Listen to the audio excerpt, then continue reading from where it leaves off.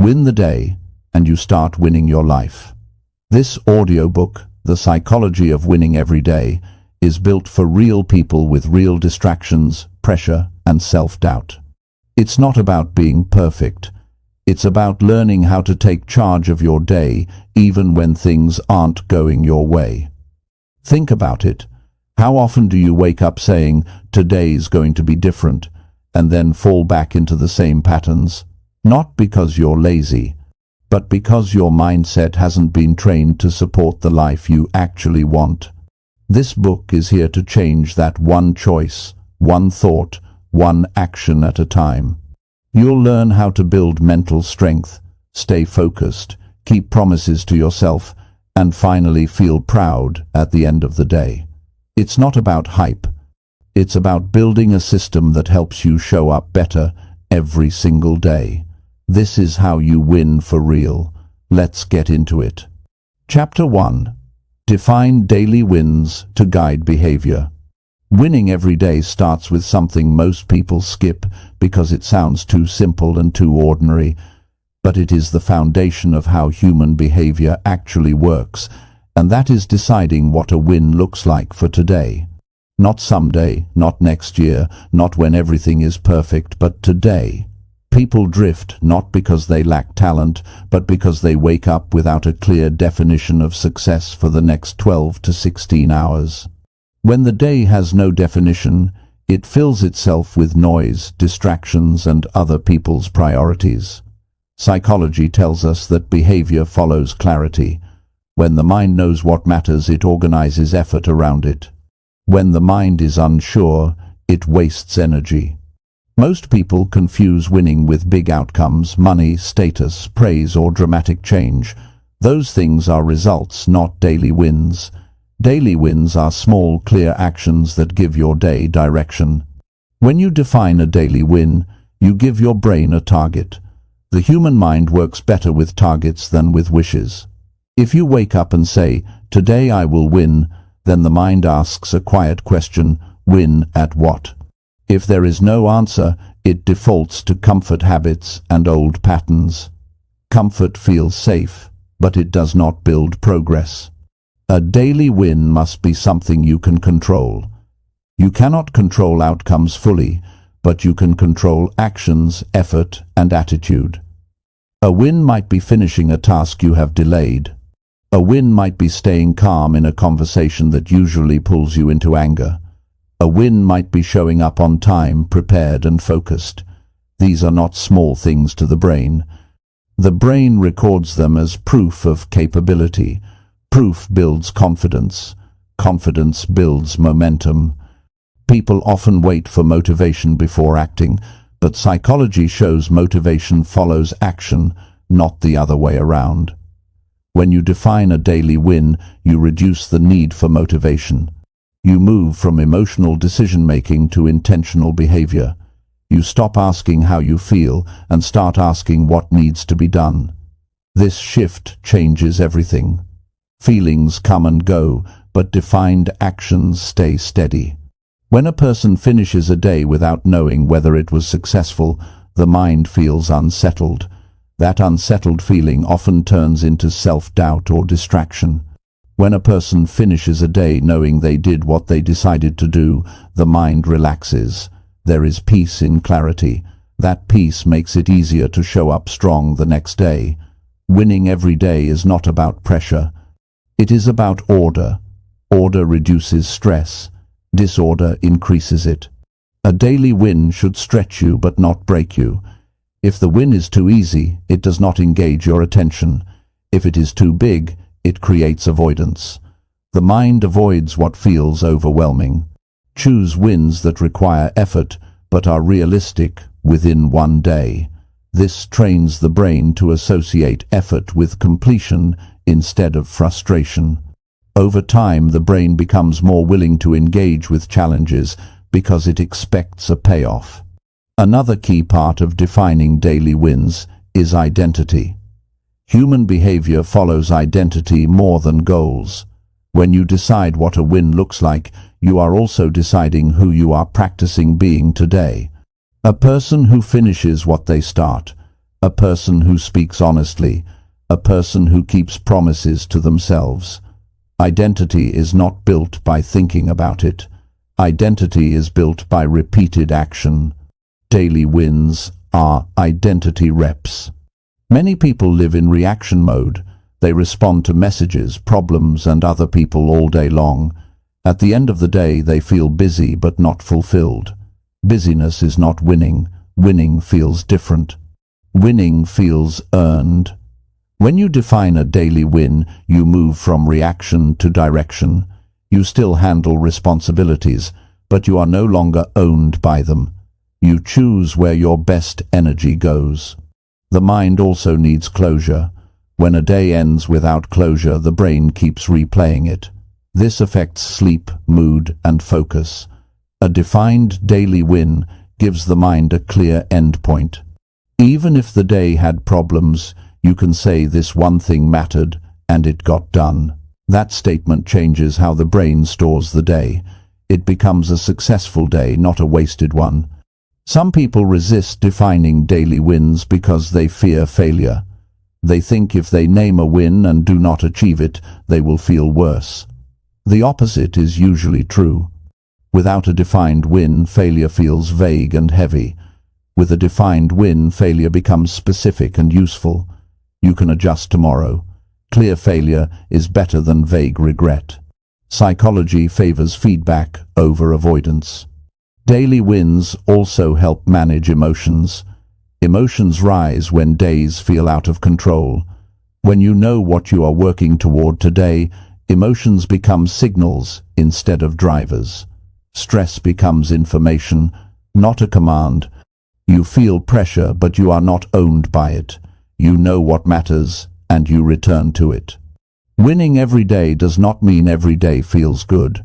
Some days will feel heavy, slow, or frustrating. Winning means you did what mattered, even when it was uncomfortable.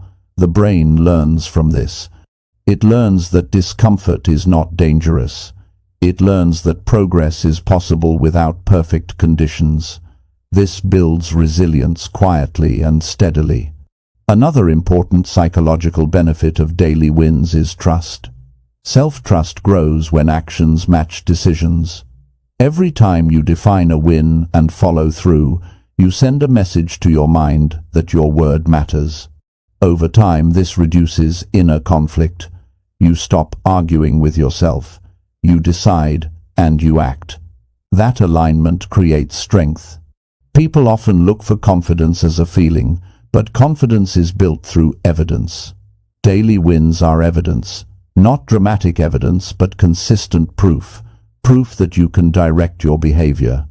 Proof that you can improve your day intentionally. Proof that you are not stuck. The mind believes evidence more than affirmations. Defining daily wins also protects you from comparison. When you know what winning means for you today, other people's progress becomes less distracting. You respect it, but you are not pulled off your path. Comparison fades when purpose is clear. Purpose brings focus. Focus brings peace. At the end of the day, reviewing your win matters. Acknowledge it without exaggeration and without dismissing it. The brain responds to acknowledgement. This is not pride. This is reinforcement. Reinforcement strengthens behavior. Ignore your wins and the brain looks elsewhere for reward. Notice your wins and the brain wants to repeat them. Over time, daily wins compound, not in a dramatic way but in a human way. Skills improve, habits stabilize, emotions steady, and confidence grows quietly. People will notice before you do. You will feel more grounded, more capable, and more intentional. This is the psychology of winning every day. It is not loud, it is not flashy, it is reliable. Winning every day begins when you wake up and decide what matters today. 1 or 2 things done well. That is enough. Do not overload the day. Overloading leads to quitting. Choose clarity over volume. Choose intention over noise. Choose direction over drift. If today feels heavy, start small. A small win still counts. The brain does not measure size the way the ego does. It measures completion. Completion teaches the brain that effort leads somewhere. That lesson is priceless. Winning every day is not about being better than others. It is about being better than yesterday in a way that is real and lived, not imagined. Define the win, live the win, review the win, and rest. Then do it again tomorrow. This is how ordinary days turn into a strong life. Chapter 2. Train attention to spot small victories.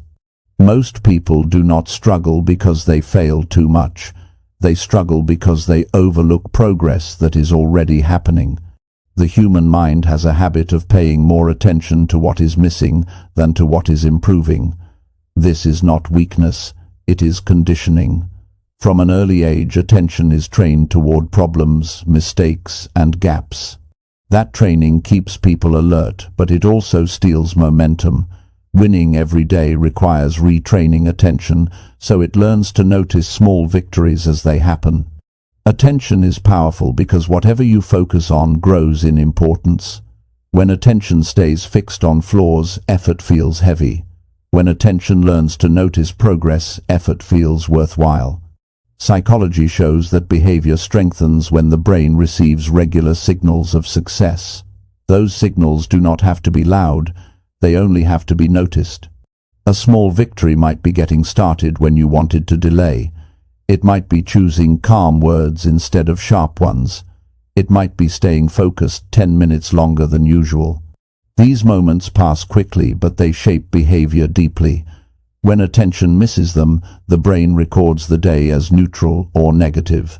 When attention notices them, the brain records progress. Progress fuels persistence. Most people wait for big wins to feel encouraged. Big wins are rare by nature. Small wins are frequent, but invisible to untrained attention. Training attention is not positive thinking. It is accurate thinking.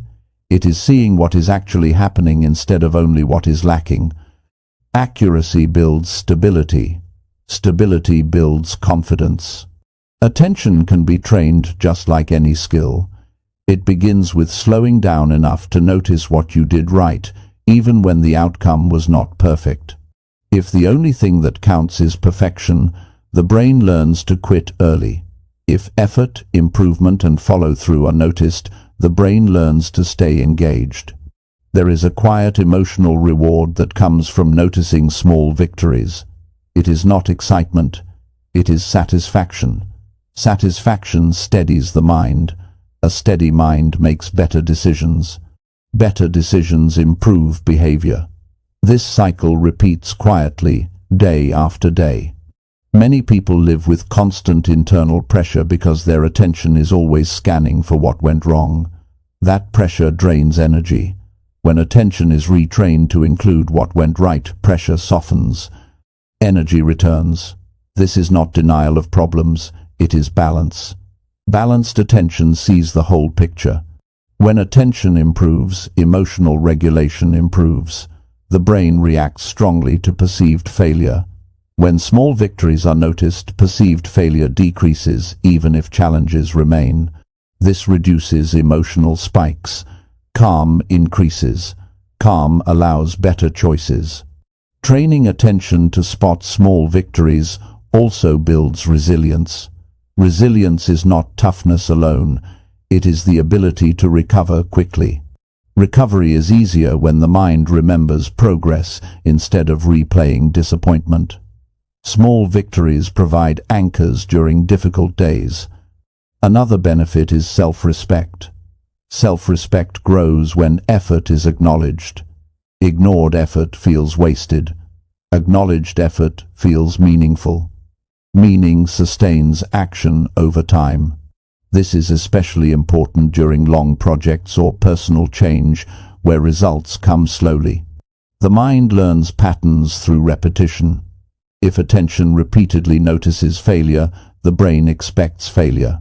If attention repeatedly notices progress, the brain expects improvement.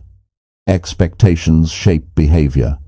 People act differently when they expect progress. They show up more prepared, more patient, and more willing to try again. Training attention does not mean celebrating everything.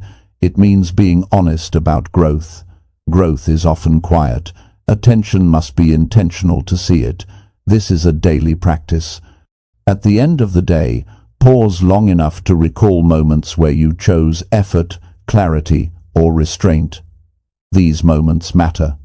Some people feel uncomfortable noticing their own wins because they confuse it with arrogance. There is nothing arrogant about accuracy. Ignoring progress does not create humility, it creates discouragement. Healthy confidence comes from honest evaluation. Honest evaluation includes wins and areas to improve. Small victories also shape identity. Each noticed win reinforces a self-image of capability. Identity shifts slowly but steadily. A person who notices progress begins to believe change is possible. Belief affects behavior.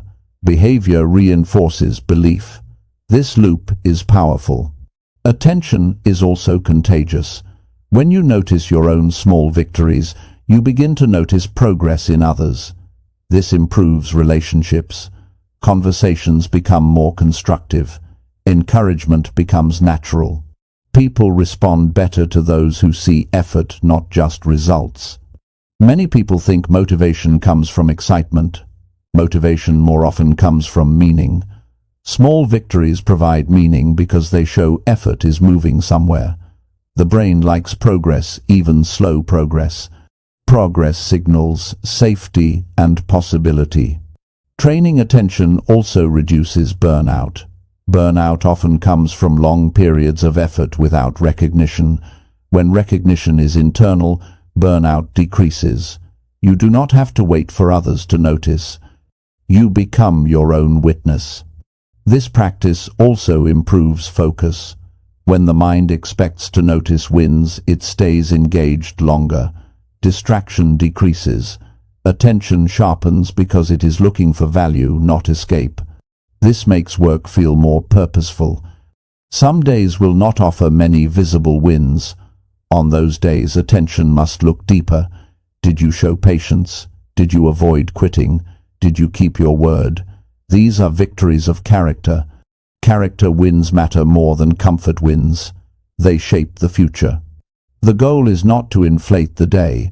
The goal is to see it clearly. Clear sight builds strength. Strength builds consistency. Consistency builds results. Winning every day depends on where attention lives. If attention lives only on the finish line, the present feels empty. If attention lives in daily effort, the present feels meaningful. Meaning makes discipline sustainable. As attention trains over time, confidence becomes quieter and stronger. You no longer need constant reassurance. You trust the process because you see it working. This trust reduces anxiety. Reduced anxiety improves performance. This is how small victories become large change, not through excitement, but through repetition. Attention notices effort. Effort continues. Change follows. Train attention daily, not forcefully, gently and honestly. Notice when you did a little better than yesterday. Notice when you stayed engaged. Notice when you chose growth over comfort.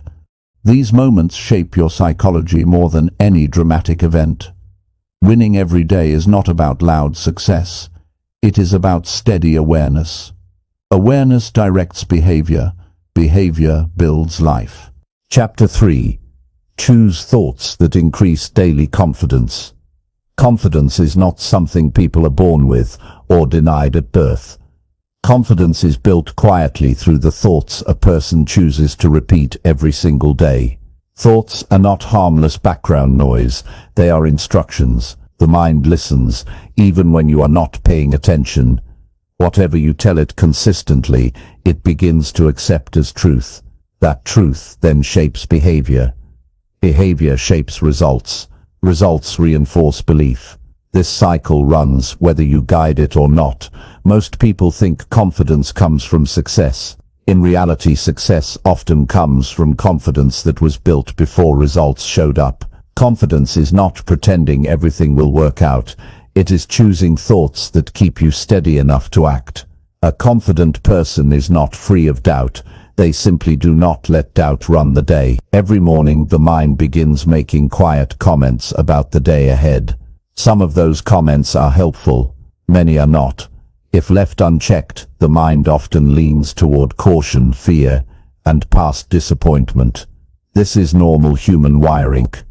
The mind tries to protect you from risk by reminding you of what went wrong before. Protection is useful, but overprotection leads to shrinking.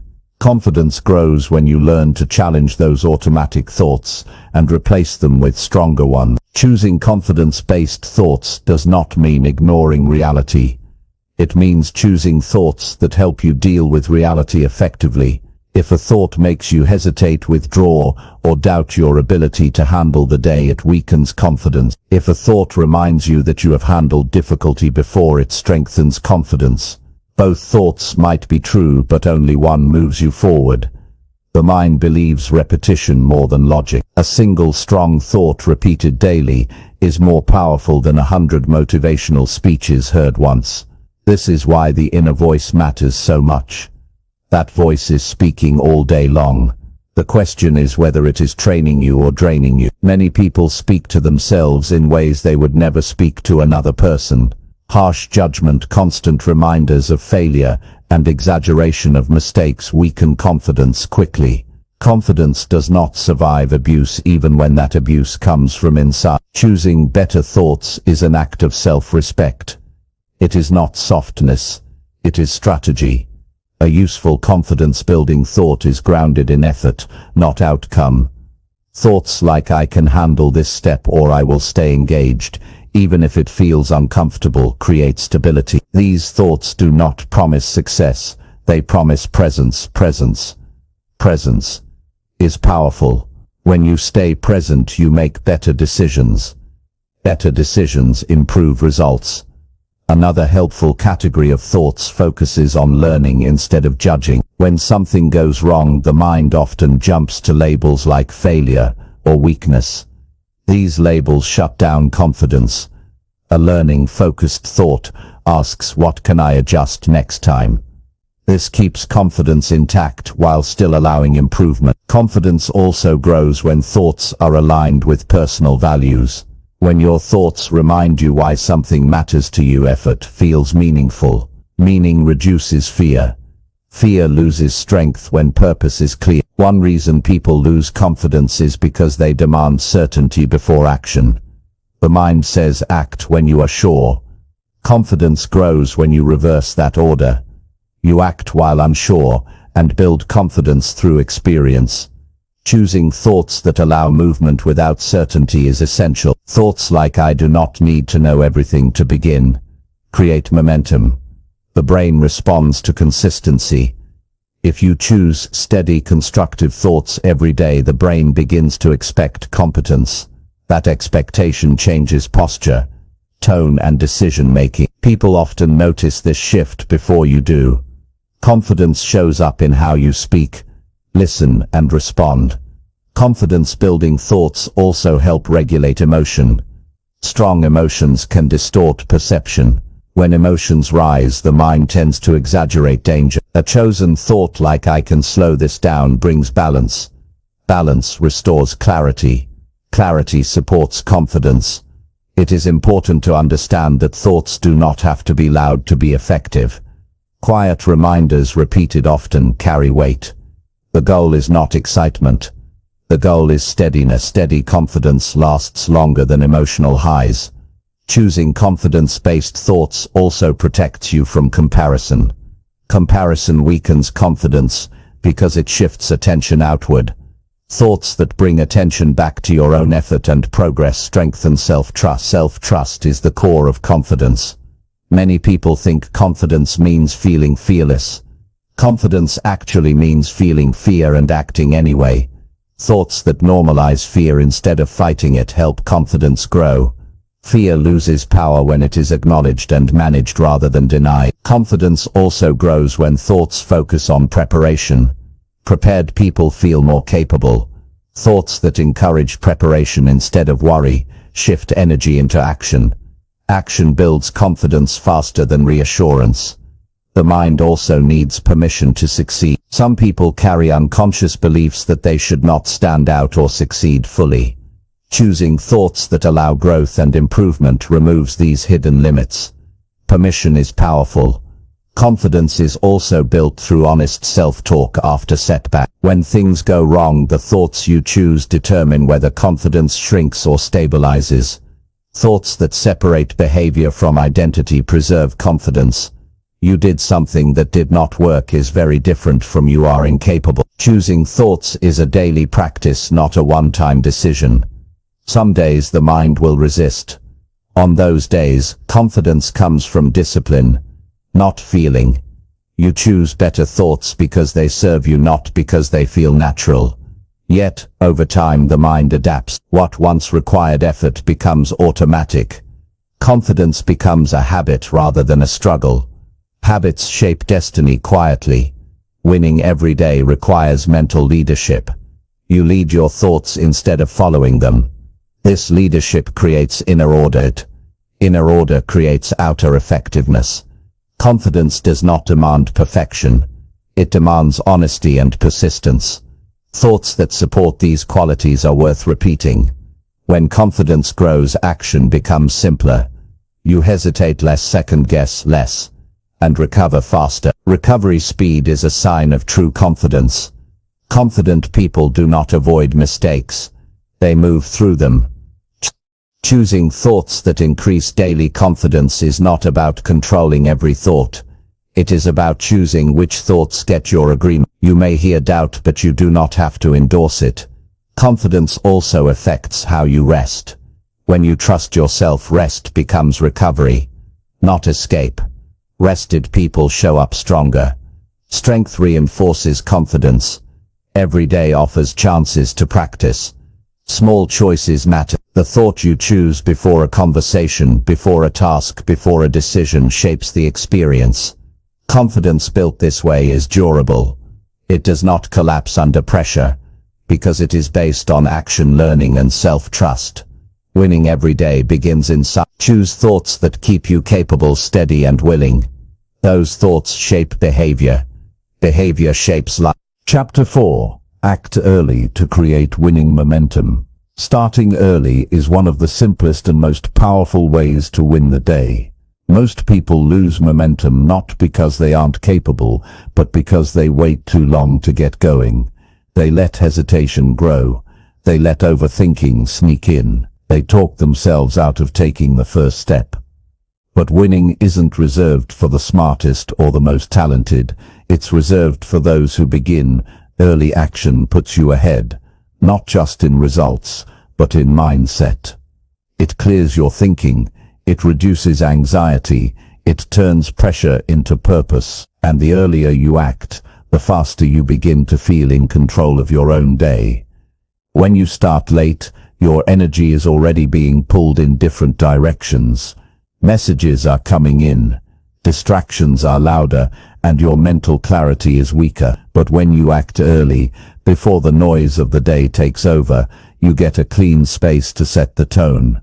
Momentum is built when you stop waiting to feel perfect. The perfect time is an illusion. The right mood is inconsistent. Early action doesn't wait for permission from your emotions. It simply begins. If you want to win every day, you can't leave your morning up to chance. You have to decide what matters, and then move toward it while the rest of the world is still deciding what to do. This gives you power. This gives you freedom. Starting early doesn't mean waking up at 4 a.m. or following someone else's routine. It means acting before resistance builds up. It means taking one meaningful step before your doubts start negotiating with your goals. Human behavior is shaped by momentum. When you complete something early, your brain gets a small win. That win increases dopamine, a chemical linked to motivation and focus. This is not just theory, it's how the brain works. That dopamine encourages more action. So the earlier you begin, the faster you shift your mind into a productive state. And that state is self-reinforcing. One win makes the next step easier. Waiting drains energy. Most people don't realize how heavy waiting feels.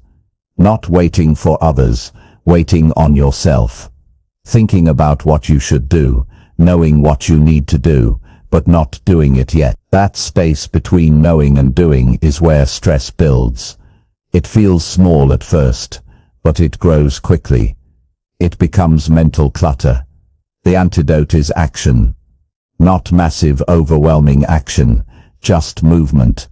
Just getting into motion before hesitation becomes your default. There's a deep psychological benefit to acting early. It builds trust with yourself. When you do what you said you'd do without delay, you feel stronger. You stop second-guessing. You stop hiding behind distractions. You show up for your own potential. That self-trust becomes confidence, and confidence becomes consistency. And consistency becomes progress. That chain starts with one early decision. You don't have to solve the whole day. You don't have to crush your entire to-do list. Just take the first action that matters. Often it's the smallest step that breaks the biggest resistance. Maybe it's starting that task you've been avoiding. Maybe it's sending that message. Maybe it's showing up to a workout or writing for 10 minutes. Don't underestimate the power of that first move. It's the signal to your brain that the day has started, and you're in charge of how it goes. A lot of people lose time in the name of planning. Planning has its place. But over-planning is a delay tactic, dressed up as productivity. It keeps you busy, while avoiding the discomfort of beginning. But nothing creates clarity like starting. Once you move, your mind adjusts. Your focus sharpens. You start solving problems that seemed impossible in your head. The best clarity comes from doing, not from thinking. The more often you act early, the more momentum becomes part of your identity. You stop being someone who waits, and start being someone who leads. You lead your own time, your own choices, and your own effort. This leadership gives you a sense of personal power. You stop blaming circumstances. You stop hoping for motivation. You stop needing everything to be perfect before you begin. That shift is where freedom lives. Early action also helps you stay emotionally regulated. Stress often builds because tasks feel heavier the longer you wait. Deadlines creep closer. Conversations you're avoiding grow more uncomfortable. The mental weight increases. But when you start early, you take away that build-up. You reduce pressure before it begins. And that reduces emotional chaos. You think clearer. You speak better. You decide faster. There's also something deeply satisfying about ending the day, knowing you began strong. When you start early, the whole day feels like it belongs to you. You're not trying to catch up. You're not running behind your own goals. You're leading the pace. That feeling isn't just good. It's productive. It changes how you carry yourself. You feel more grounded. You feel more capable. That's not ego. That's alignment. Momentum doesn't happen by chance. It's something you earn. Every day gives you the same choice. Wait and hope the day goes well, or act early and make it go well. The difference isn't luck. The difference is your first hour, your first decision, your first step. If you win the start, the rest becomes easier. Winning every day begins with winning the beginning of the day, not with pressure, not with unrealistic expectations, but with intentional action, with choosing one thing that matters and moving toward it without delay. That one action starts a chain. That chain shapes your day, and those days shape your life. People who win consistently don't have easier lives. They don't have perfect focus or unlimited energy. They simply master the art of showing up early. They start before they feel ready. They act before the fear takes control. They do one thing well before the world demands their attention. And that habit builds results. Don't wait to feel like it. Don't wait for the right time. Decide early. Act early. Let the day feel like yours from the very beginning. The earlier you act, the more control you gain. And with that control comes confidence. And with confidence comes progress. You don't need to start big. You just need to start now. That's where winning lives.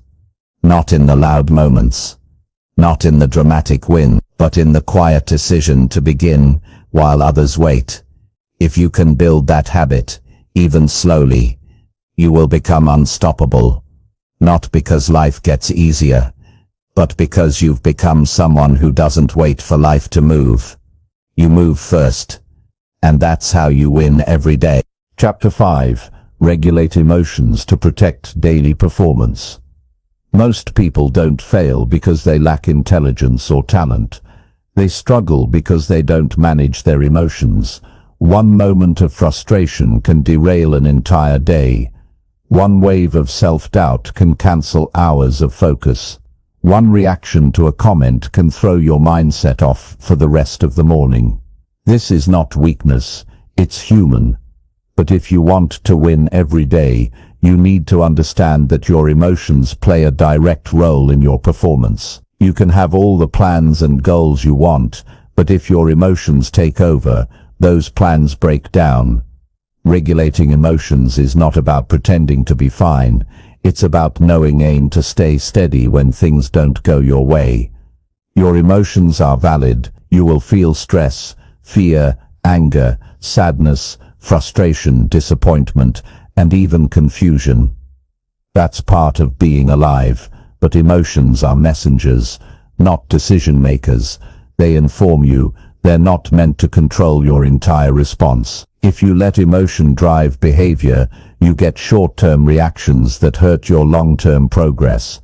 If you learn to pause, to reflect, to choose your response, you protect your performance from being hijacked. One of the most important things you can do in a high-pressure day is to pause when emotion rises.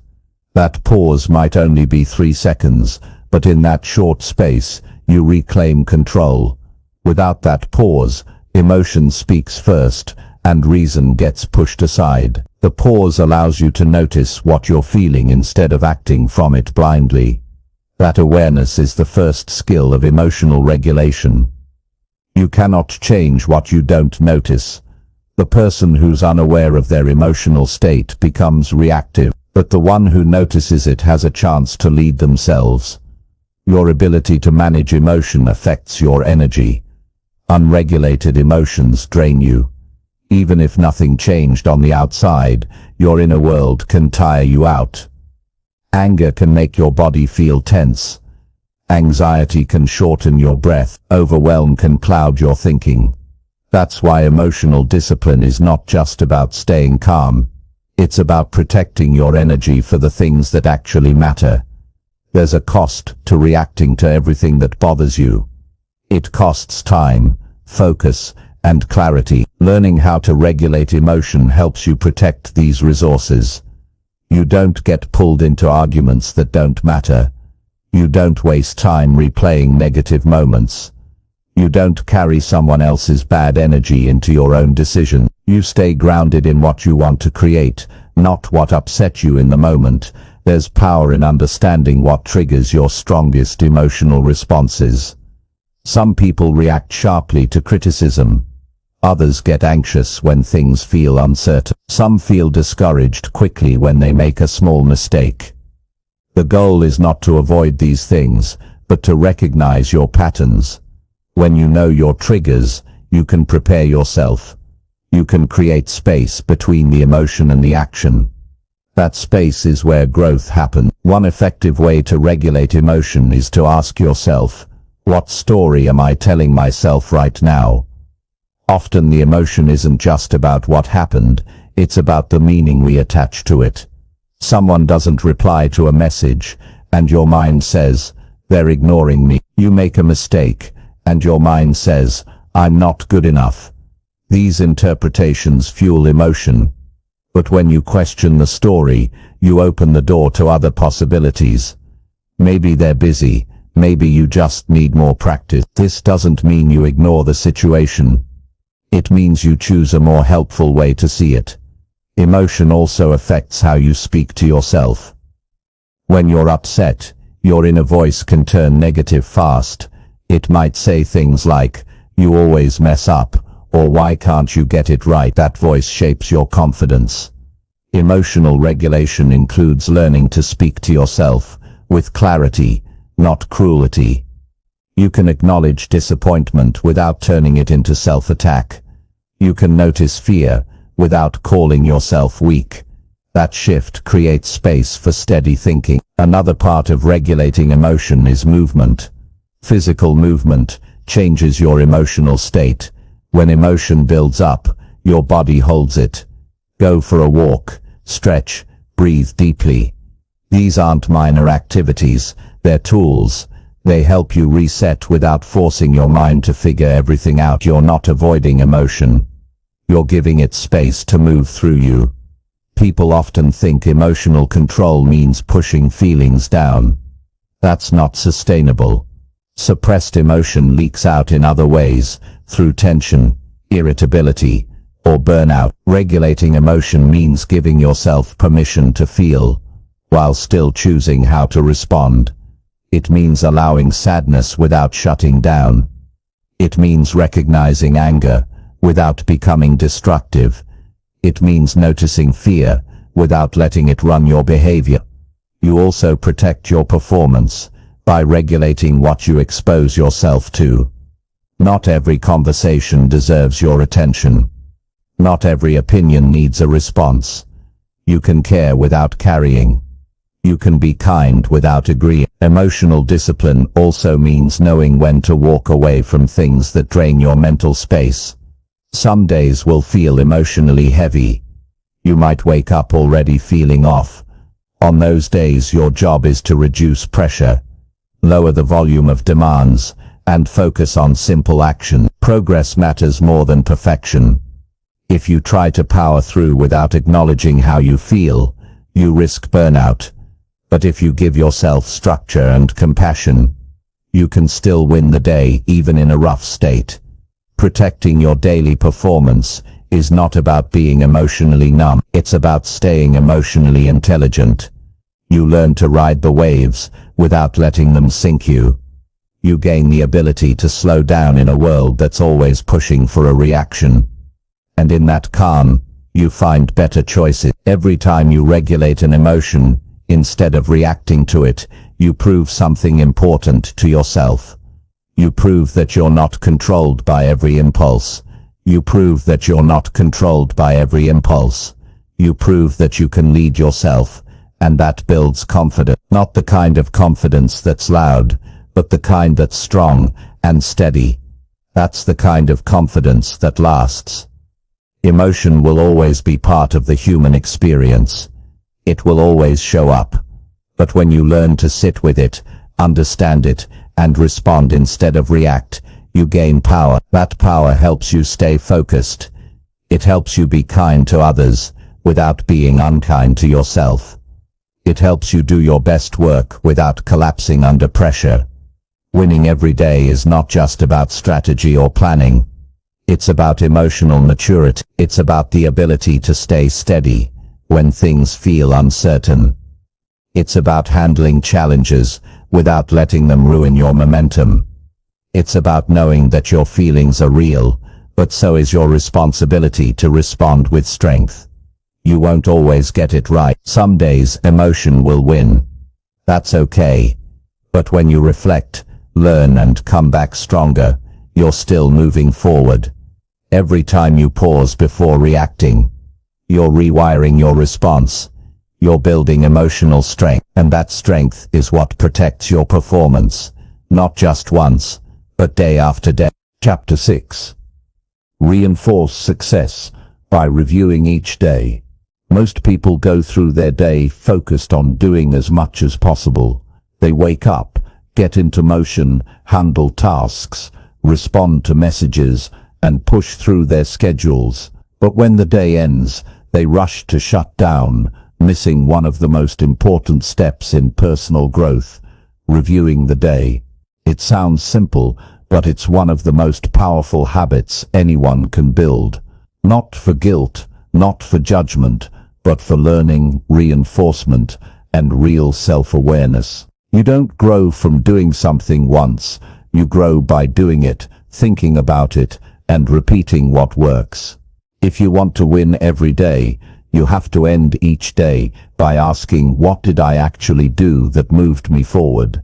Success doesn't stick by accident. It sticks because it's noticed. The brain needs reinforcement. It needs confirmation that the effort mattered, that the decision to push through resistance was worth it.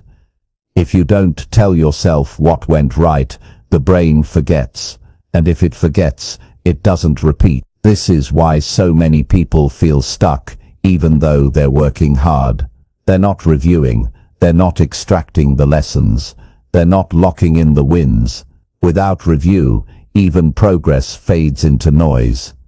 When you take just a few minutes to reflect on your day, you begin to see patterns. You begin to notice what makes you stronger and what drains you. You realize which thoughts helped and which distracted you. You see how your time was used, not how you imagined it, but how it actually unfolded. That awareness turns every day into a lesson, not a lecture, but a quiet moment of truth. And truth, when used well, builds clarity. Clarity fuels consistency, and consistency creates real momentum. Reviewing the day doesn't mean overanalyzing everything. It's not about obsessing over every detail. It's about checking in with honesty. Did I show up the way I wanted to? What was one thing I did right today? What challenged me? And how did I respond? Where did I lose focus? What helped me get back on track? These questions are not just reflective. They are practical. They teach your mind how to recognize winning behaviors and how to adjust quickly. You don't need to write a full journal if that feels too much. Even thinking through these questions for 5 minutes before bed trains your mind to become more self-directed. You stop floating through days hoping for progress and start shaping your habits based on what actually works for you. That's a huge difference. That's what separates people who grow from those who repeat the same year 10 times and call it experience. Most people overestimate what they can do in a week and underestimate what they're already doing in a single day. They end the day feeling like they're behind, not because they didn't try, but because they didn't stop to notice what went well. This creates unnecessary discouragement. When you review your day, you give yourself proof, real, clear proof that you're moving. Maybe not fast, maybe not perfect, but forward. And forward is all you need. Review also helps you become emotionally stronger. You start to notice how your mood affected your action. You begin to see how certain people or situations influenced your energy. This helps you plan better. You learn when to rest. You learn when to push. You learn where to set boundaries. That level of emotional awareness gives you more control over how you show up tomorrow. There's also something powerful about ending the day with your own voice, not someone else's.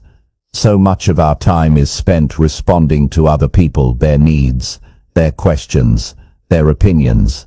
But review is yours. It's not for public display. It's a space where you reconnect with what you're building.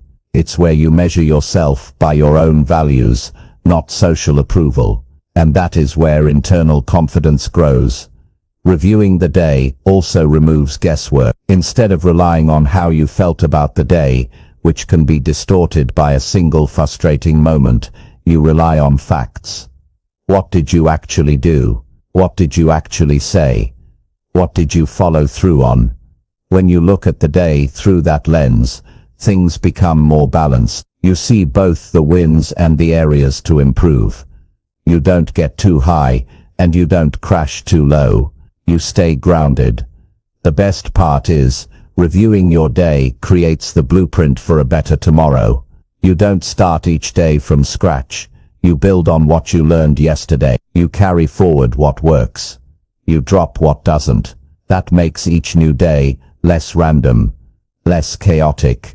It becomes more intentional, more aligned. That's the real meaning of progress. Not just doing more but doing better, because you understand yourself more deeply. This habit also prevents burnout. Most burnout doesn't come from doing too much. It comes from feeling like nothing you do matters. Review reminds you that your actions count, that your efforts are seen, if not by others, then at least by you. And when you know your effort matters, you stop chasing outside validation. You move with more peace, more purpose, less pressure. You may not win every day in the way you planned. Some days will feel messy. Some plans will fall apart. But even on those days, review gives you something valuable. It gives you the ability to say, here's what I did right even when things were hard. That's not denial. That's resilience. That's refusing to waste your effort just because the day didn't go perfectly. You'll also start to notice that reviewing your day improves your memory and sharpens your learning. The brain retains more when it revisits information. So when you think through what happened, your mind starts building stronger connections. You remember lessons longer. You develop better instincts. You make smarter decisions next time, because you've already walked through similar moments with awareness. Make review a daily checkpoint, not a punishment. It's not about guilt. It's about guidance. You're not reviewing to shame yourself. You're reviewing to support yourself. To say, I'm paying attention. I care about how I live. I'm not going to waste my days on autopilot. That's a powerful message to send yourself.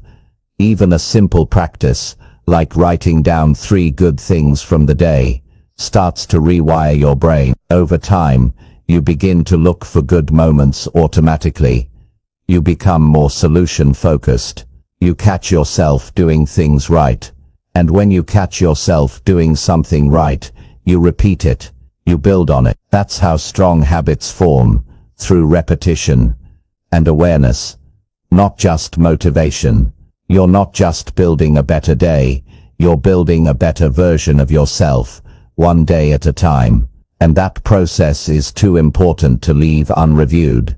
Don't let your effort go unnoticed. Give yourself the gift of your own attention. Take time to look at how you lived, not to judge, but to learn, to grow, to lock in what works, and let go of what doesn't. The day isn't done until it's reviewed. That's the mark of a person who is serious about growth, not someone who's perfect, someone who's paying attention. And when you pay attention to your own life, it begins to change. Not all at once, but steadily, surely, and in ways that last. That's what winning every day truly means. Chapter 7. Replace excuses with responsibility every day. Excuses are easy to make. They show up without effort. They offer comfort, temporary relief, and a way out of discomfort. But they cost more than people realize. Every excuse you make distances you from growth.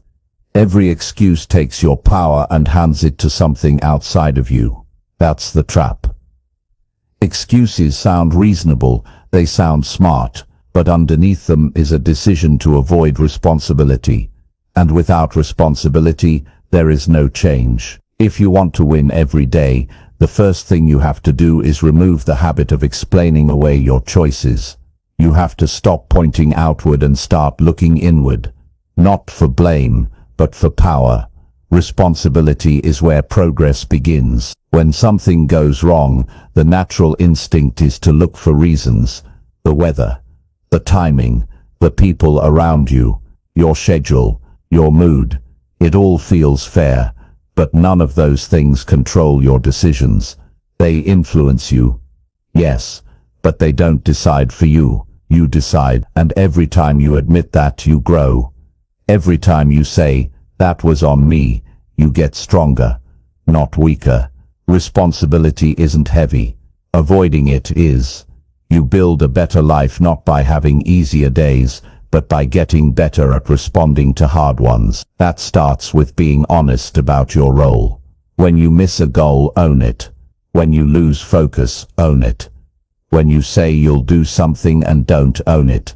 Because only when you own it can you change it. Excuses lock you in the same place.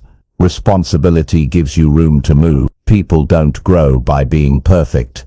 They grow by being accountable. That means saying, "I didn't handle that well," without destroying your self-worth. It means saying, "I can do better tomorrow," without feeling shame. Responsibility is not about guilt. It's about maturity. It's about showing up for your own decisions every day and doing the hard thing, leading yourself instead of blaming others. Excuses rob you of time. You can spend hours defending why you didn't do something, or you can spend those same hours changing your behavior. The more you practice responsibility, the more efficient your life becomes. You stop recycling the same problems. You stop repeating the same mistakes. You stop having the same conversations with yourself about why things aren't working.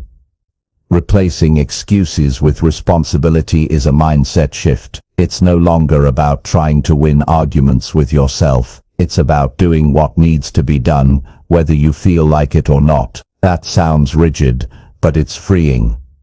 It takes the weight off your emotions and puts the focus on your actions. You don't need to feel perfect to take responsibility. You just need to care enough about your future to stop delaying your progress. Every day, you'll be tempted to say, "I didn't have time," but time didn't disappear. It was used somewhere else. Own that. Say, "I chose to spend it differently." That's the truth. And truth, even when uncomfortable, is powerful. The moment you tell the truth about your day, your choices and your energy, you become the kind of person who can improve. You become someone who's in motion, not stuck in loops of self-justification. Responsibility also gives you control over your identity. Excuses tie your identity to circumstances. Responsibility ties it to values. You stop saying, "That's just how I am," and start saying, "That's something I can work on." You stop defending your limits and start expanding them. That shift changes everything. When you practice taking responsibility, people trust you more. You become dependable. You become clear. People know where you stand. They see you own your mistakes without deflecting. That creates influence. It builds character. It shows leadership, first over yourself, then in how you serve others. Excuses create noise. They fill your mind with clutter. They keep you thinking about what didn't happen instead of focusing on what you can do now. Responsibility clears that noise. It says, "Yes, that happened. Now what?" It brings you into the present, and that's where real change happens. Not in the past you can't change, but in the choices you make now. Taking responsibility every day isn't about carrying the weight of the world. It's about refusing to hand your power to anything you can control. You can't control every outcome, but you can control your preparation, your attitude, your discipline, your response, your ability to reflect and adjust. That's responsibility. It's the foundation of consistency, and consistency is what leads to growth. You don't need to be extreme to be responsible. Start small. Notice the moments you want to blame someone or something. Catch it. Replace it. Say, "What part of this can I own?" That's how the habit is built, not by doing everything right, but by being real with yourself. When you do this often enough, your mindset changes. You stop seeing yourself as someone who reacts and start seeing yourself as someone who leads. You'll still face obstacles. That doesn't mean you failed. It means you're human. But when you take responsibility, even setbacks become useful. They're not punishments. They're signals. Signals to improve something. Signals to prepare differently. Signals to shift your strategy. That's how responsible people think. They don't waste energy arguing with reality. They use reality as fuel. Replacing excuses also affects your confidence. When you know you're in charge of your life, you stop feeling like everything is out of your hands. You stop waiting for motivation. You stop hoping for better conditions. You get to work, and through that work, confidence grows. Not from words, but from action that's aligned with who you want to be. Excuses feel safe because they protect your ego, but in protecting it, they weaken it. They build walls around your potential. Responsibility might feel uncomfortable at first, but over time it strengthens you. It says, I'm capable of more, not because you've always succeeded, but because you're willing to face the truth and act on it. People who win every day are not immune to distractions, setbacks, or negative thoughts. What makes them different is their habit of responsibility. They don't deny the hard parts. They move through them. They don't spend their day explaining why they could. They spend it finding out how they can. Each time you replace an excuse with responsibility, you take one step closer to becoming someone who can be counted on by others. And more importantly, by yourself. You stop waiting for ideal conditions and start creating better results through ownership. Winning isn't about having everything together. It's about making the choice to take responsibility for what you do with what you have every single day, no matter how it feels, no matter how things look. That's the habit. That's the mindset. That's the way forward. And it's available to you right now. Chapter 8.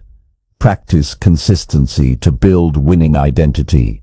Winning doesn't come from what you do once. It comes from what you repeat.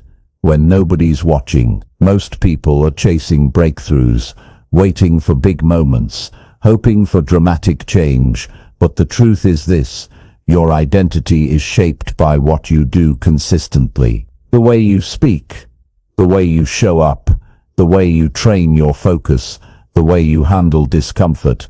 Those small things, repeated day after day, create the strongest foundation. And the only way to build that foundation is through consistency.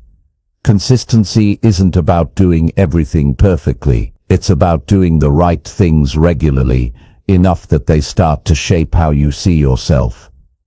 If you meditate one day, it might feel nice, but it doesn't change much.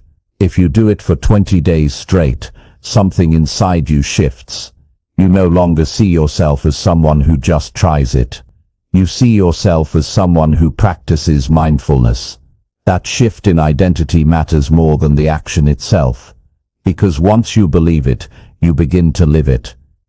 Every action you take casts a vote for the kind of person you're becoming, and it's the repeated votes that matter, not the loud ones. One strong day doesn't define you, but 5 quiet ones in a row.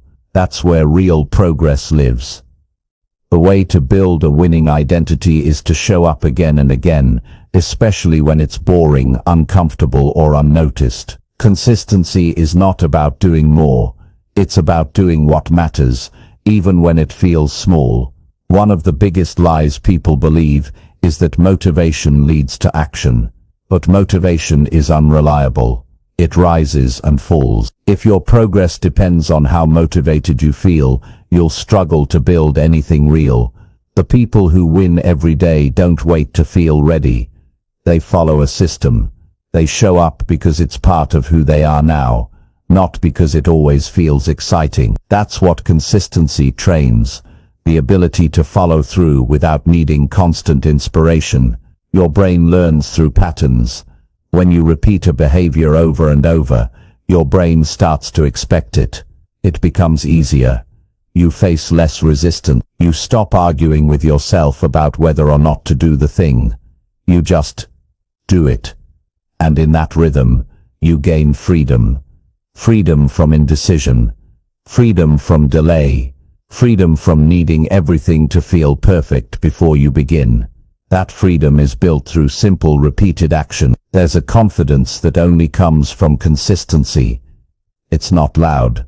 It's not based on compliments or results. It's the quiet kind. The kind that grows when you know you can rely on yourself. That confidence becomes your foundation when life gets difficult. It reminds you that you've trained for this, not just by reading or talking, but by showing up when it counted. Consistency is also one of the greatest forms of self-respect. It says, I'm worth the effort. Even when you're tired, even when things are uncertain, even when nobody else notices. It's a statement you make to yourself. Every time you choose to stick to what you said mattered. That consistency rewires how you think, how you act, and how you speak to yourself. Many people chase new routines, new plans, new hacks, and it's not because they don't want to improve. It's because sticking with something is hard. There's always a temptation to start over, instead of finishing what you started. But you don't become consistent by finding the perfect plan. You become consistent by making the choice to keep going, even when the plan feels uncomfortable. Progress doesn't come from constant change. It comes from commitment. The most powerful identity you can build is being someone who finishes, someone who follows through, someone who does what they said they would do. Not once, but consistently. That identity can carry you through low days, through pressure, through obstacles, because you don't have to think about who you are anymore. You've proven it, through your actions, through your habits, through your behavior. And the truth is, consistency compounds. One good day might not feel like much, but stack 10 of them together, and your mind starts to shift. You start to trust your decisions more. You start to notice better results. You feel less chaos in your routines. Your focus sharpens. Your energy is used more intentionally. That's not luck. That's what happens when consistency becomes part of who you are. One of the best ways to build consistency is to keep your actions simple. Don't make your process so complicated that you can't stick with it. Make it clear. Make it repeatable. And most of all, make it something that fits into your life every single day. Whether it's journaling, exercising, studying, or improving your communication, the goal is not intensity, it's repetition. You don't need to do it all at once. You just need to do it often enough that it becomes second nature. You also need to protect your consistency from perfectionism. Perfection breaks habits. It makes you feel like if you missed a day, the whole thing is ruined. That's not how growth works. Missing once isn't failure. What matters is what you do next. Get back to it. That bounce back moment is where you build the most strength. Consistency isn't ruined by imperfection. It's built by getting back on track, faster, clearer, and without guilt. When you stay consistent, you start building evidence. That evidence begins to speak louder than your doubt. When your mind says, you're not disciplined, you can look at your actions and say, actually, I've shown up for the last 20 days. That's not opinion. That's proof. And that proof becomes the foundation of belief. That belief shapes your future actions. That's how you become unstoppable. Not by force, but by evidence stacked over time. Your identity is not fixed. It's shaped by your choices. And the most powerful way to shape it is through consistency. Not once a month. Not when it's easy. But daily, intentionally. Without waiting for permission. Without waiting for the perfect mood. That daily practice rewrites the way you see yourself. When you look in the mirror, you'll no longer have to guess who you are. You'll know, not because of what you say, but because of what you do. Consistently, you'll know you're someone who trains focus, who honors commitments, who makes progress even on hard days. And that knowledge isn't built through hype. It's built through action. You don't have to change everything overnight. Start small. Stay honest. Keep moving. Let each day become a quiet vote for the person you're becoming. You won't need to convince anyone. Your actions will speak. Your patterns will show. And your life will reflect the strength of that consistency. This is what builds a winning identity. Not just desire. Not just effort. But repeated commitment. Daily repetition. Long-term attention. Quiet discipline. If you want to win every day, then consistency isn't just helpful. It's essential. It's the practice that holds everything together, and once it becomes who you are, everything else gets easier. Chapter 9. Learn from losses without losing confidence. No one likes to lose. It hurts. It creates doubt. It brings up frustration. But if you're committed to personal growth and to winning every day, you need to understand this. Loss is not the enemy. Loss is information. It's feedback. It's part of the process of becoming someone stronger, sharper, and more capable. What breaks people isn't the loss itself. It's what they believe about themselves because of it. It's the meaning they attach to it. And that's the part you can control. Learning from a loss doesn't mean losing confidence.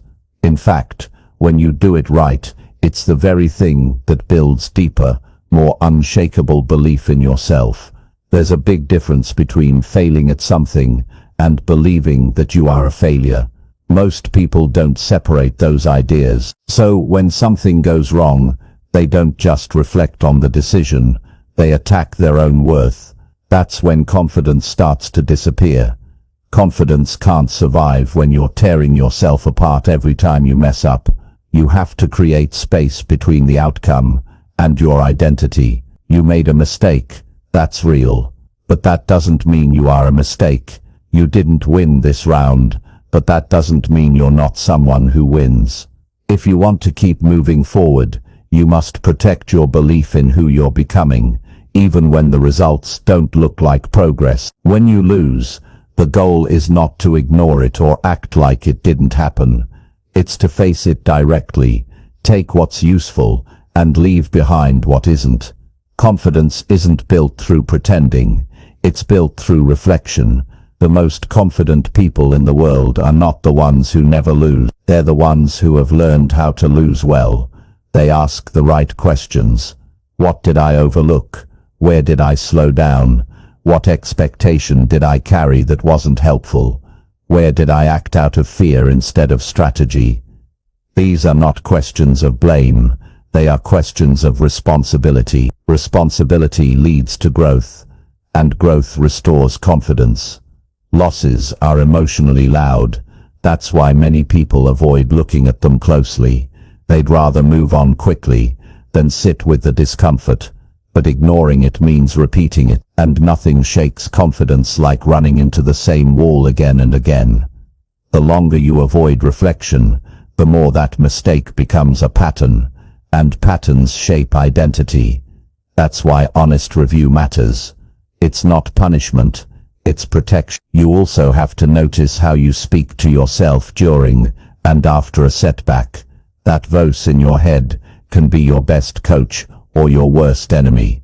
When you stumble, does your inner voice say, "Of course you never get it right," or does it say, "This is tough, but we'll figure it out"? That difference matters, because your brain listens, and over time, it starts to believe whatever gets repeated. If your self-talk is harsh and unforgiving, your confidence will shrink no matter how talented you are. But if your self-talk is steady and constructive, your confidence can grow even when things go wrong. There's also power in understanding that one loss doesn't erase your past progress. Tend to view setbacks as proof that nothing's working, but that's rarely true. One mistake doesn't erase the work you've done. One delay doesn't cancel all the steps you've taken. You are not starting over. You are continuing, now with more knowledge. That mental framing keeps you moving instead of spiraling. The goal is to stay grounded in the bigger picture, not get lost in the emotion of the moment.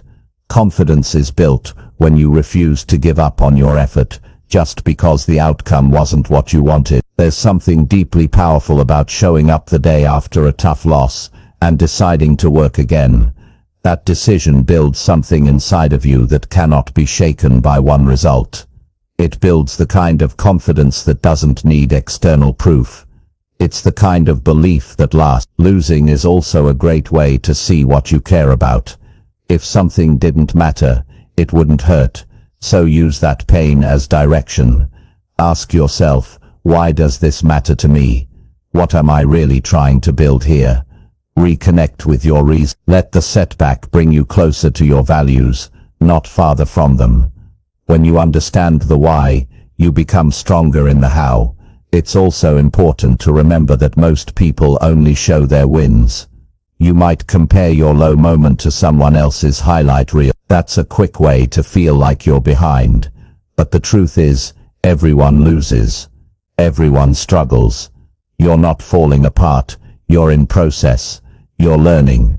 And every time you choose to face the loss and grow from it, you're developing a skill that most people never learn. That's something to be proud of. If you want to protect your confidence, stop making your losses personal. Start making them educational. You don't need to pretend it didn't hurt, but you do need to stop assuming it defines you. What defines you is what you do next. You can choose to shrink, or you can choose to sharpen.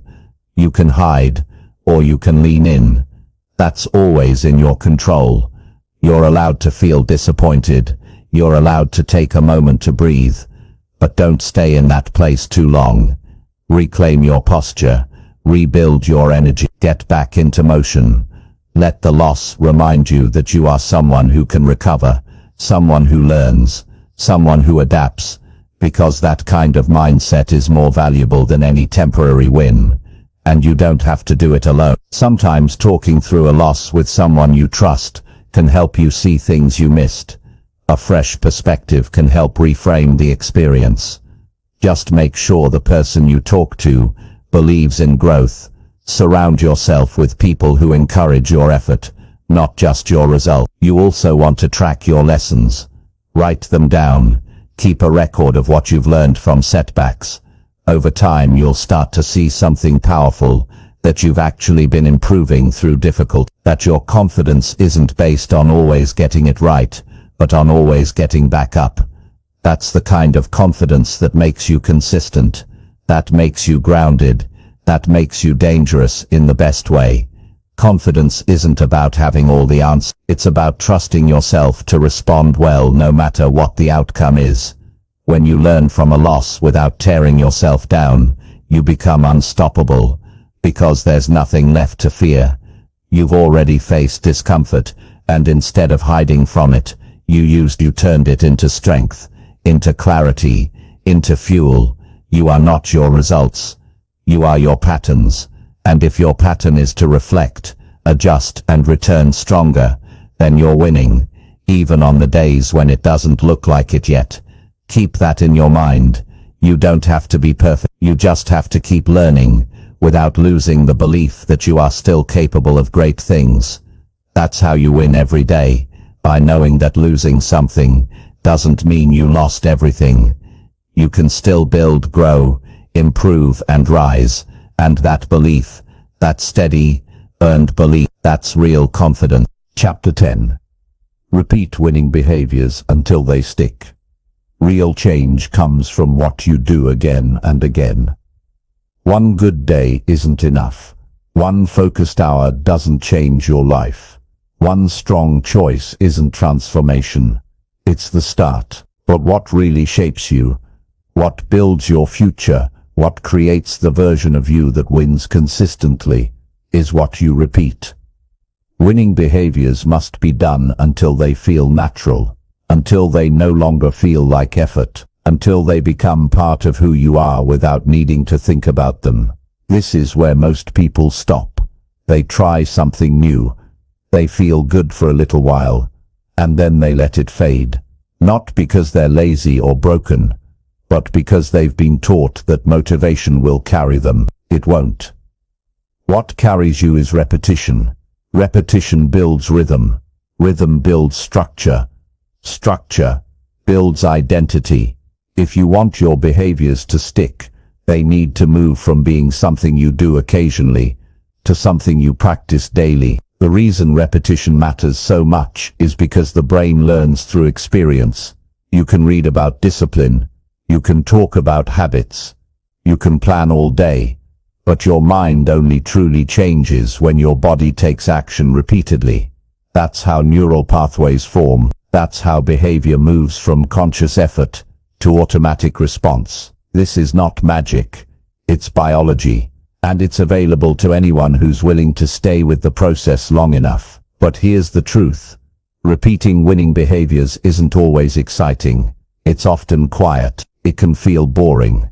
It rarely brings instant rewards. But those quiet actions are what build long-term success. Waking up on time, following through on a commitment, finishing what you start, reviewing your day, staying calm when triggered, showing up when no one's watching. These are the things that win, not once, but over and over until they're not negotiable. The more you repeat, the less resistance you feel. That resistance at the beginning, that voice that says, skip it, delay it, it doesn't matter, it gets quieter, because your actions are no longer based on feelings. They're based on a system, and systems are reliable. Systems are what keep you moving when your emotions aren't on your side. If something works for you, repeat it.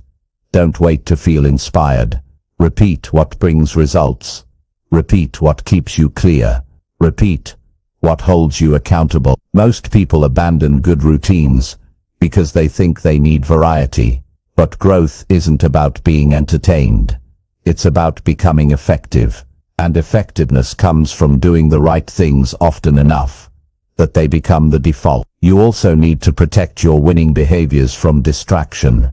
The world will offer you shortcuts, trends, new ideas, promises of easier paths. But easier doesn't mean better. Stick with what works.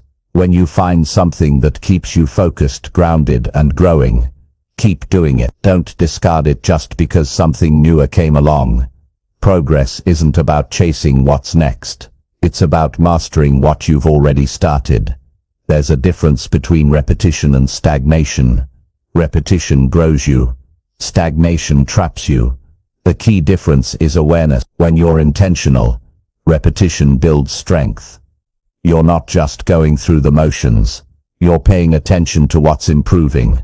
You're making small adjustments.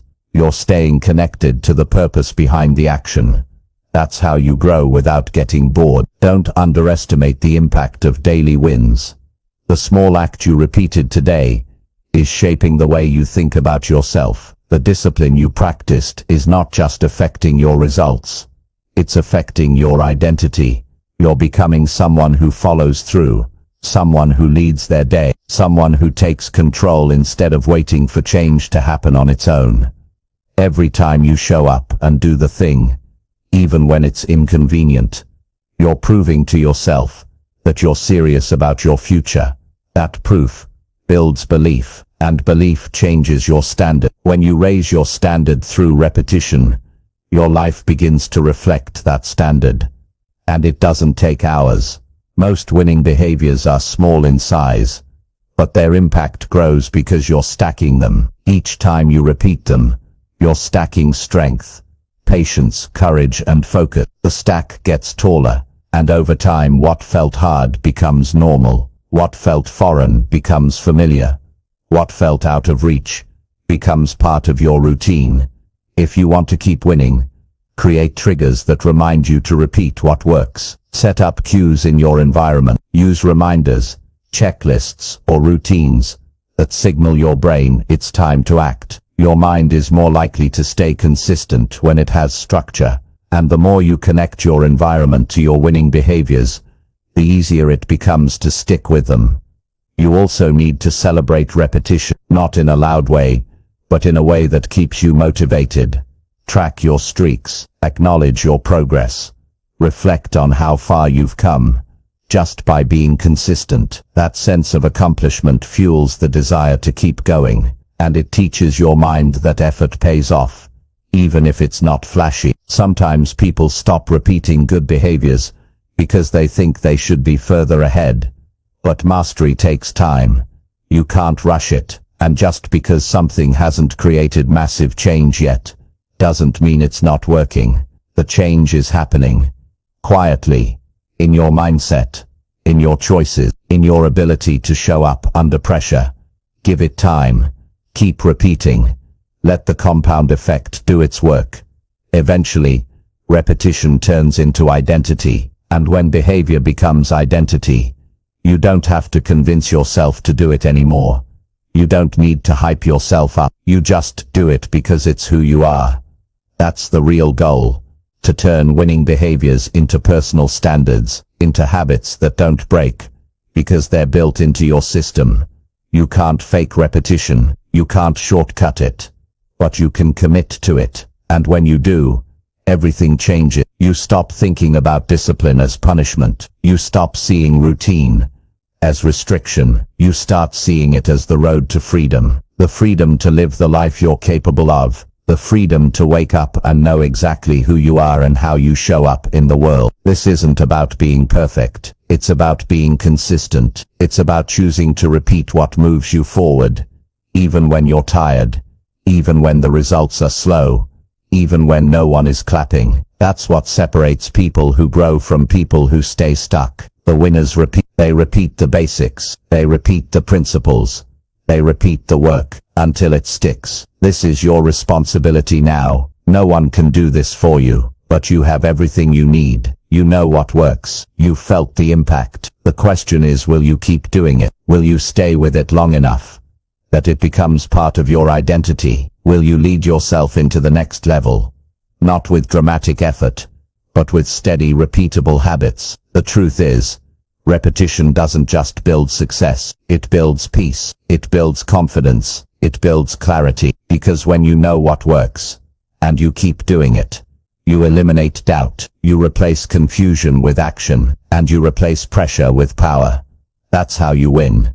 Not once but every single day, by repeating what works, until it becomes who you are, and once that happens, no setback can take it from you. It's yours, because you built it.